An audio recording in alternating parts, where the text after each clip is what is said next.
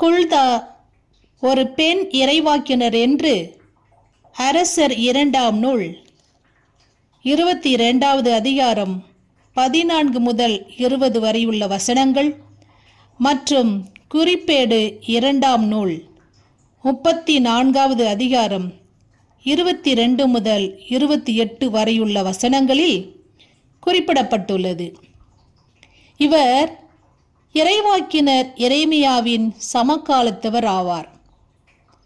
யோசியா அரசர் கிமு 640 முதல் 609 வரையுள்ள காலங்களில் ஆட்சி செய்தபோது மோசேயின் திருச்சட்ட நூலுக்கு பொருள் விளக்கம் அளிக்க கடவுளால் தேர்ந்து கொள்ளப்பட்ட விவிலியத்தின் முதல் பெண்மணி ஆவார்.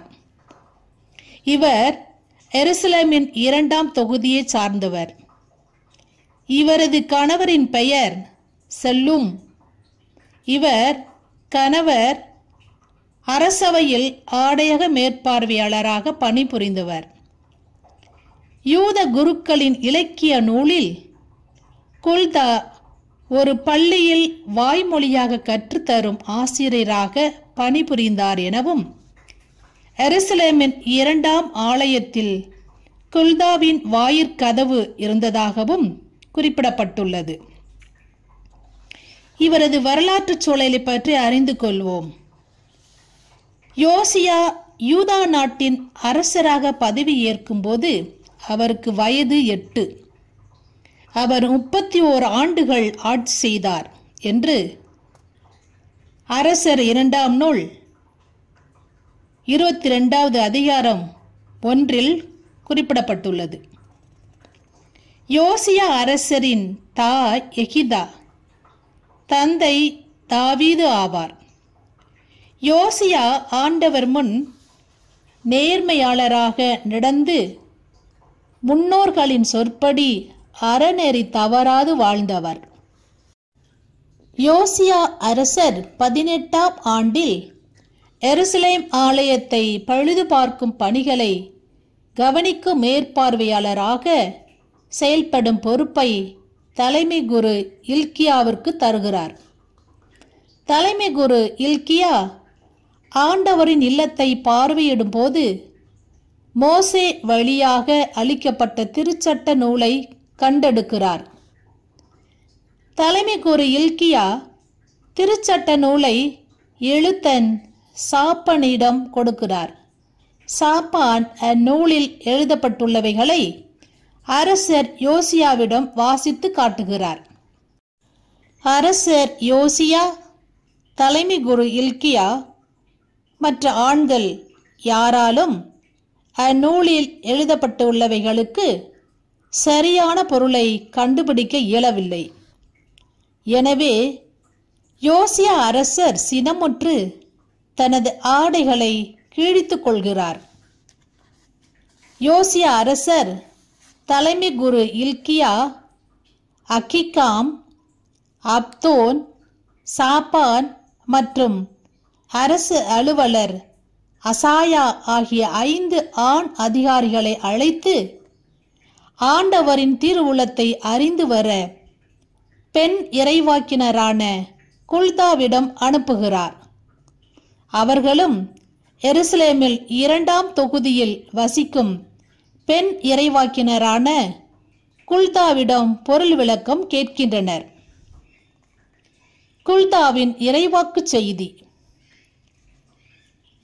குல்தாவின் இறைவாக்கு செய்தியில் 2 மாறுபட்ட கருத்துக்கள் 2ஆம் அரசர் நூல் 22வது அதிகாரம் 15 முதல் 20 வசனங்கள் மற்றும் குறிப்பேடு 2ஆம் நூல் 34வது அதிகாரம் 23 முதல் 28 வரையுள்ள வசனங்களில் சொல்லப்படுகின்றன.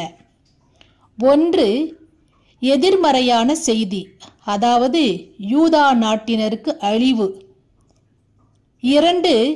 நேர்மறையான செய்தி, யோசியா அரசருக்கு அமைதி என்று சொல்லப்பட்டுள்ளது. எதிர்மறையான செய்தி, யூதா நாட்டினருக்கு அழிவு என்ன என்பதை அறிந்து கொள்வோம். எலிசா இறைவாக்கினர் சிரியா நாட்டு மன்னரின் படை தளபதியான நாமானை தொழுநோயிலிருந்து குணமாக்க ஆண்டவரின் வார்த்தைகளை துணிவுடன் எடுத்துரைத்தது போல குல்தாபும் ஆண்டவரின் வார்த்தைகளுக்கு பொருள் விளக்கம் தர தயங்காமல் துணிவோடு சொல்கிறார். தலைமை குரு இல்கியா, அகிகாம், அப்தோன், சாப்பான் மற்றும் அரச அலுவலர் அசாயா ஆகிய 5 ஆண் அதிகாரிகளை பார்த்து, என்னிடம் உங்களை அனுப்பியவரிடம் சொல்ல வேண்டியது என்ற குல்தாவின் வாக்கியம் அவரின் சிறப்பு பண்பான அதிகாரபூர்வமான துணிவை சுட்டிக்காட்டுகிறது. கடவுள் யூதா நாட்டு மக்கள் மீது கோபமாக இருக்கிறார். ஏனெனில் அவர்கள் வேற்று தெய்வங்களுக்கு வழிபாடு செலுத்துவதால் ஆண்டவரின் சினம் அவர்கள் மீது பொங்கி எழுந்து அவர்களை அழிக்கும் என எச்சரிக்கிறார். இரண்டாவது நேர்மறையான செய்தி. யோசியா அரசருக்கு அமைதி கிடைக்கும் என்று குறிப்பிடுகிறார். குல்தாவின் இரண்டாவது இறைவாக்கு யோசியா அரசருக்கு நேர்மறையான செய்தியை தருகிறது. ஏனெனில் யோசியா மனமாறி தன்னை யாவே கடவுள் முன் தாழ்த்தியதால் ஆண்டவரின் தீர்ப்பை அவர் வாழ்நாளில் காண மாட்டார் என்று சொல்கிறார். இப்பகுதியில் தாழ்த்துதல் என்ற சொற்றொடர் குல்தாவின் இறைவாக்குரைப்பின் இதயமாக உள்ளது. இச்சொற்றொடர் அரசர் 2ஆம் நூலில் 22வது அதிகாரம் 19வது வசனத்தில் ஒரு முறை மட்டும் இடம்பெறுகிறது. ஆனால் குறிப்பேடு 2ஆம் நூலில் 39வது அதிகாரம் 29 இருமுறை இடம்பெறுகிறது.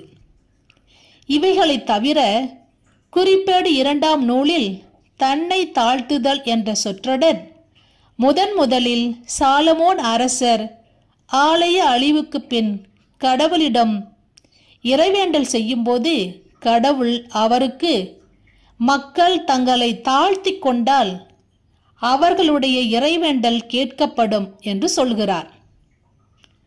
ஆசேர், மனாசே மற்றும் செபுலோன் பகுதியில் வாழ்ந்த மக்கள் கடவுள் முன் தங்களை தாழ்த்தி கொண்டதால் கடவுள் அவர்களை ஆசிர்வதிக்கிறார். எசேக்கியா அரசரும் மனேசே அரசரும் கடவுள் முன் தங்களை தாழ்த்தி கொண்டதால் அவர்களை கடவுள் பல செல்வங்களால் ஆசிர்வதித்து வெற்றிகளை சந்திக்க செய்கிறார். யோசியா அரசரும் கடவுள் முன் அழுது தன்னை தாழ்த்தி கொண்டதால் அவரின் வேண்டுதல்களுக்கு செவிசாய்த்தார் எனவும் அவர் வாழும் நாட்டிற்கு தீமை வருவிக்க மாட்டேன் எனவும் அவர் மன அமைதியுடன் கல்லறைக்கு செல்வார் எனவும் வாக்குறுதி தருகிறார். யோசியா அரசருக்கு கூறப்பட்ட இறைச்செய்தி மட்டும். இதற்கு இணையான பகுதி அரசர் 2ஆம் நூல் 22வது அதிகாரம் 19 முதல் 20 வசனங்களில் இடம்பெறுகிறது. இறுதியாக தாழ்த்துதல் என்ற சொற்றொடரின் உச்சக்கட்டமாக குறிப்பேடு 2ஆம் நூல் 36வது அதிகாரம் வசனம் 12இல் செதேக்கியா அரசர் தன்னை தாழ்த்த மறுத்ததாக குறிப்பிடப்பட்டுள்ளது. எனவே தன்னை தாழ்த்துதல் என்ற சொற்றொடர் குறிப்பேடு 2ஆம் நூலில் சாலமோன் அரசர் வீழ்ந்த எருசலேம் ஆலயத்தில் இறைவேண்டல் செய்தபோது தொடங்கி இறுதியாக செதேக்கியா அரசர் தன்னை தாழ்த்த மறுத்த வரையிலும் ஊடுருவி கிடப்பதை காண்கிறோம். மேற்கண்ட விளக்கங்களிலிருந்து நாம் அறிவது குல்தாவின் இறைவாக்குரைப்பின் மைய செய்தியாக ஒருவர் ஆண்டவர் முன் தன்னை தாழ்த்துதல் முக்கியத்துவம் பெறுகிறது.